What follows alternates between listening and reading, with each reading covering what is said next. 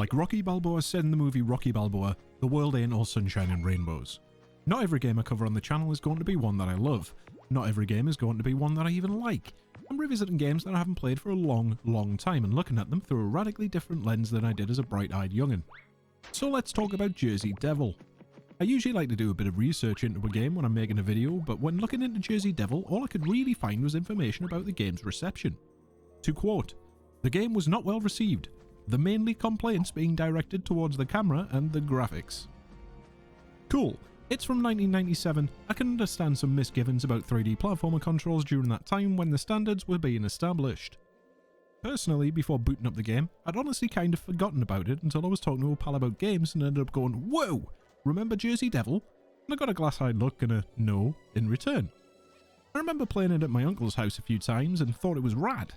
A Halloween aesthetic? Yes please. A knockoff Batman? Give it to me. Fairly generic platforming gameplay? I was in heaven. Upon firing the game up, we get a pretty nice animated cutscene introducing us to the plot. We meet Dennis, the mutated humanoid pumpkin, and Dr. Knarf, our villain of the piece.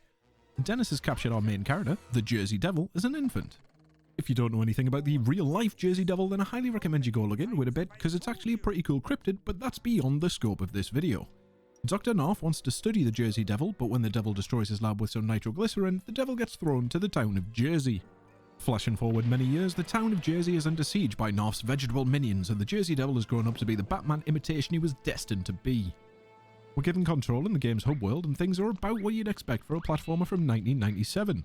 Jersey can run, jump, punch, and glide, but we'll talk about gliding later. The hub is divided into areas, and each area contains 2 levels.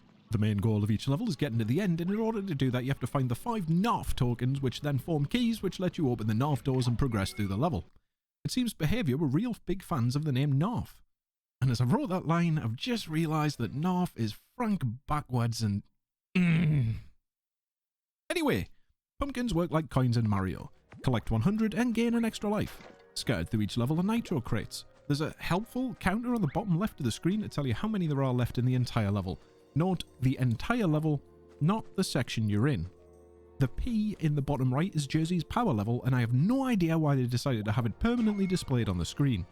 In order to increase Jersey's power, you have to break every nitro box in a level in one run. So Behaviour basically decided to have a completed levels counter on the screen at all times.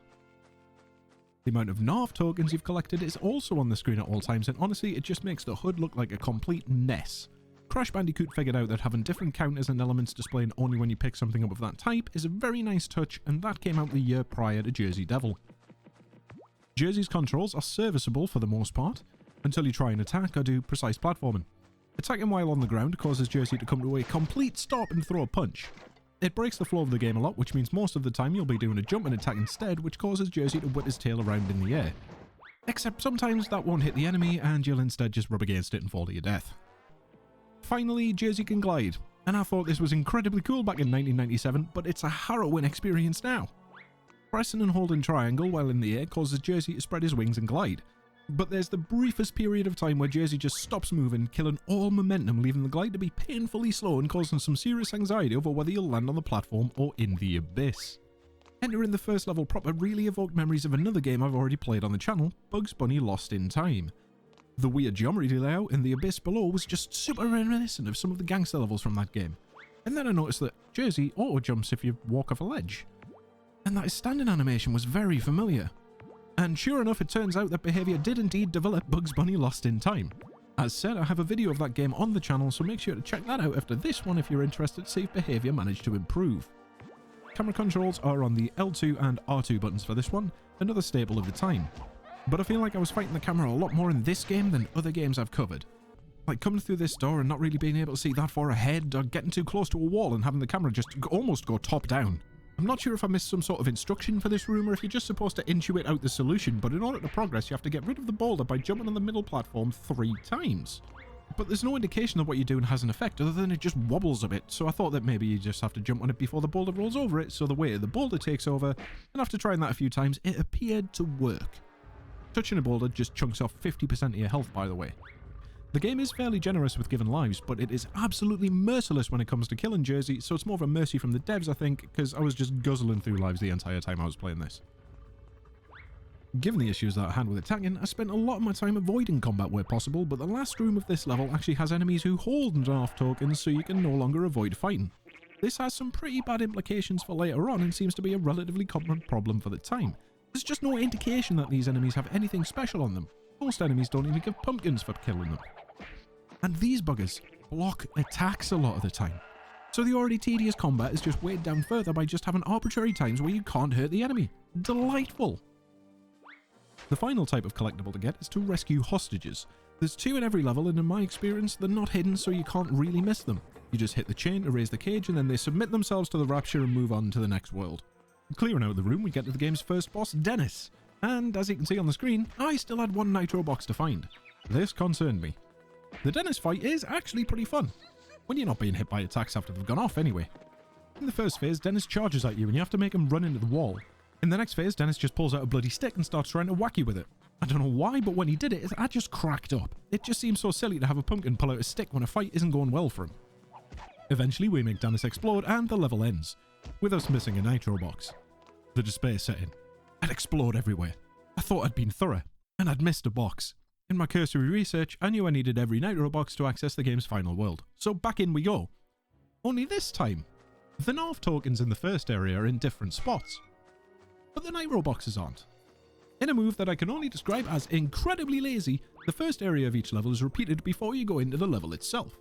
This is just wild to me. I genuinely cannot figure out why they designed the game this way. The only change in this initial area is where the Knarf tokens are. The nitro box placements are exactly the same. So you have to repeat this section of the level over at least once, even if you get a perfect run on the level itself. Repeating a level to collect everything, that's fine. Repeating a level to find a secret that you missed, also fine. Repeating a level in order to get into the next level? That's some lazy game design. And before you try and reason it out by saying you just need to get the new Knarf tokens to unlock the level, you don't. You need all the goddamn nitro boxes all over again because the box count starts from this section, not from when the split into the levels themselves starts. And sure, these 2 levels don't have that much involved in the first area, but later levels do, and it's insulting to waste a player's time like that. Anyway, the box we missed was on top of the museum and is hard to spot on the initial run through because there's nothing to indicate that you want to go over to this overhang and you can't move the camera vertically to look around and see it. So we run through the entire first level again, beat the delightful sticky boy once more, then clear the initial section again and go into the second level. We do some admittedly fun platforming around some gears, and honestly I don't think the complaints about the graphics are that fair. I think the game looks fine. Jersey looks great. Enemy design's pretty varied and full of personality, but the game has an over-reliance on platforming in a void. I know the PlayStation isn't a super powerful console by today's standards, but a lot of Jersey Devil's levels are just platforms in a contextless void. We're supposed to be in a dome on top of the museum right now, but instead we're platforming around gears and cogs in the middle of nowhere. Completing this section rewards us with a jump scare from Dr. Knarf for whatever reason. This is something that just keeps happening and I'm not really sure why. I get that you want the player to have the villain in their minds as they play the game, but these shots of Dr. Knarf are just thrown in willy-nilly. The next section is where camera issues start to become very clear. We're in tight spaces and the camera just spins around wildly or gets stuck on objects, causing it to whip around, making seeing things around you super inconvenient. I almost thought I'd softlock myself too. Me and this pumpkin managed to score a double KO, causing this cutscene of the door opening to end abruptly as we die. And when we respawn, the door's closed. I made an assumption that the pumpkin is meant to destroy the crates in front of the door with the bombs, so I run around for a while trying to get him to respawn to trigger the door cutscene again, but there was just no dice. After a few minutes, it turns out that you can just hit the boxes to break them and then hit the door to open it again. The rest of the level, fairly uneventful, barring some very silly deaths like dying after making it over a jump because Jersey's foot hit the void, right up until we meet these 3 delightful enemies. Hip-hop lizards. There is no further context provided or needed. The boss is a T-Rex skeleton which can turn and bite you on a dime with no wind-up. Nice! Managing to score all the nitro boxes in one run this time, I vaguely remembered a secret in the first area from when I was a kid. By pushing this statue, we get a secret level. And to their credit, this level is pretty good. It's a long slide that controls pretty well, except when it doesn't. I sailed off of these sections with the arrows a lot of times and I'm still not sure how you're actually supposed to pass them. Also, it feels like the level repeats itself after the first arrow turn. Like the level design feels exactly the same as the previous half. I get there's only so much you can do with a slide level, but just have it be shorter rather than just repeating chunks. The initial area for the park levels involve picking up 2 Knarf tokens to open a hole in the ground so you can go and turn up the pressure on the rest of the fountains to get the rest of the Knarf tokens. And one of those tokens that you've got to get is just hidden behind a bush in a far corner of the level. The final nitro box for this section is also hidden behind the gate to access the proper level, so screw you if you're not looking around every section of the level, I guess. The level begins with jumps to ropes, and yet we immediately get knocked off into the ever-present abyss. Quality. Despite the level design so far being entirely linear, it's hard to tell if some sections of this level are supposed to be optional secrets, like this ledge with a hostage on it. It looks like there might be a way to jump over to it, but no, it's actually a section you come to later. Precariously placed boulders were the mark of fun levels in Crash Bandicoot. In Jersey Devil though, they're just painful. For one, you get a cutscene of the first one dropping, but when you get control back, the camera angles change, so I nearly die by jumping off the platform. Then, as you get to the point where you need to jump across to the next platform, the camera freaks out and things start looking a bit ropey.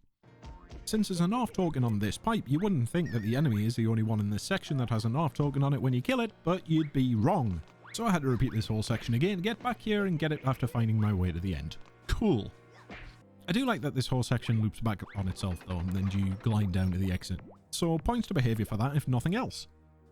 We blindly run up a slope with an enemy at the top throwing barrels at us with no rhyme or reason, so it's just a case of arbitrarily taking damage and doing some platforming to reach the end of the level. Except we're at the boss, and we're missing 2 nitro boxes, so it's back out we go and all the way back through this level to this gate. It's partly my fault for not looking, I guess, but come on. Unless you stand in front of it and look, it looks like there's just a pit behind there, not an alternate path. So boss time, the giant frog. Thankfully, the bosses don't get their health back when you die because, this boss is trash. Just look, taking a hit from anything will just send you spiraling down into the water below. Picking up a box to throw feels like it changes how Jersey moves ever so slightly, so a few of the deaths here were down to me picking up a box and just walking straight off the platforms. So the goal here is to pick up boxes and throw them at the frog.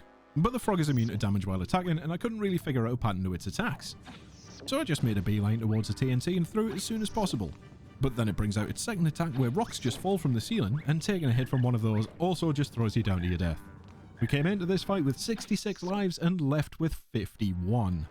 So this was a little bit frustrating to say the least. Back into the first section again, and we go over to where the hole of the pressure switch was, and it's back to being covered up. Take note of the fact that nothing happens when we run over it. We snag up the nitro boxes again, and as many Knarf tokens as we can, and then proceed to wander around trying to figure out how to open that hole in the floor again. We try killing enemies to see if they spawn anything, but no. The solution? Jump where the hole was a few times. If you establish that something works one way, please keep it working the same way, or at least give a hint at the new way to do something. The level starts with a mini-boss fight against a plant. Whip the tentacles and then whip the head when it's not attacking.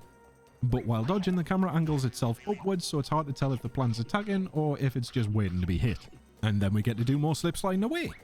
And we get to the end of the slide, and there's cages but no chains. Weird.